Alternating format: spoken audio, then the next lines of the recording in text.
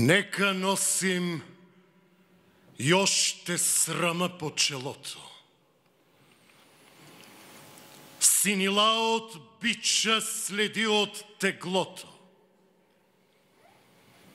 Нека спомен люти от дни на позор да висне кът облак в наши кръгозор. Нека ни отрича историята, века. Нека е трагично името ни. Нека беласица стара и нови батак в миналото наше фърлят своя мрак.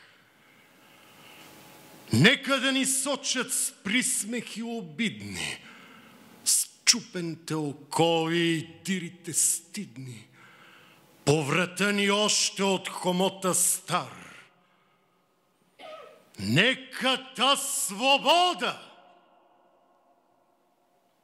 да ни бъде дар. Нека. Но ние знаем, че в нашето недавно има нещо ново. Свети нещо славно, що гордо разтупва нашите гърди и в нас чувства силни, големи плоди. Защото там не иде навръх планината, що небето синьо крепи с рамената. Издига се някой див, чутовен връх, покрит с бели кости и с кървав мъх. На безсмъртен подвиг паметник огромен, защото в Балкана има един спомен. Има едно име, що вечно живей и в нашата история, кът легенда грей. Едно име ново, голямо, антично, като Термопили славно, безгранично, що отговор дава и смива срамът и на клеветата строшава зъбът. О, Шипка! 3 деня младите дружини как прохода бранят. Горските долини трепетно повтарят, на боя реват пристъпи ужасни. 12 път гъсти орди лазят по урвата дива и тела я стелят и кръв я залива. Бури подир бури. Рояк след рояк, Сулейман безумни сочи върха пак и вика: търчете, тамо сараите! И ордите тръгват с викове сърдити и Аллах грамовно въздухът разпра. Върхът отговаря с други вик: ура! И с нов дъжд куршуми, камъни и дърве. Дружините наши, оплискани с кърви, пушкат и отблъскват без сигнал, без ред. Всякой гледа само да бъде напред и гърди геройски на смърт да изложи. И един враг повеч мъртъв да положи. Пушкалата екнат, турците реват, насипи налитат и падат и мрът. Идат като тигри, бягат като овци и пак се завръщат. Българи орловци като лъвове тичат по страшни редут, не сещат ни жега, ни жажда, ни труд. Штурмът е отчаян, отпорът е лют. 3 дни вече се бият, но помощ не иде. От никъде взорът надежда не види и братските орли не фърчат към тях. Нищо. Те ще паднат, но честно, без страх. Качъпа спартанци под сганта на Ксеркса. Талазите идат. Всичките на Штрекса. Последният напън вече е настал.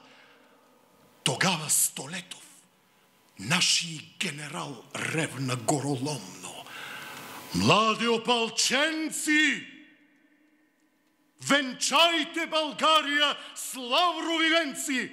На вашата сила царят повери прохода, войната и себе дори. При тез думи силни, дружините горди очакват геройски душманските орди, бесни и шумещи. О, геройски час! Вълните намират канари тогас, патроните липсват, но волите траят, щикът се пречупва, гърдите остаят. И сладката радост до крак да измрат пред цяла вселена на то славен ръд. С една смърт юнашка и с една победа България цяла сега нази гледа. Тоя връг високия, тя ще ни съзре, ако би бегали. Да мрем по-добре. Няма вече оръжие. Има хекатомба, всяко дърво мече, всякой камък бомба, всяко нещо удар. Всяка душа плам. Камъни и дърви изчезнаха там. Грабайте телата. Някой си изкряска. И трупове мъртви фръкнаха за часка. Като демони черни над черни рояк. Катурят, струпалят, като живи пак. И турците тръпнат друг път не видели ведно да се бият живи и умрели. И въздухът цепят с демонски вик.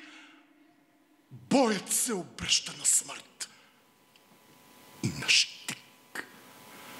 Героите наши, като скали твърди, желязото срещат с железни си гърди и фърлят се с песен в свирепата сеч.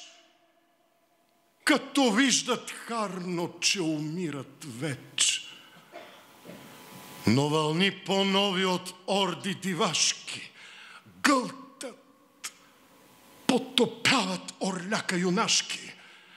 Йощ миг ще падне заветния хълм. Изведнъж Радецки пристигна с гръм.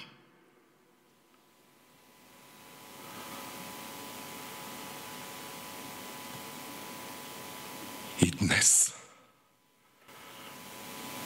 йощ Балканът, щом буря зафаща, спомня то ден бурен, шуми препраща славата му дивна, като някой ек. От урва на урва и от век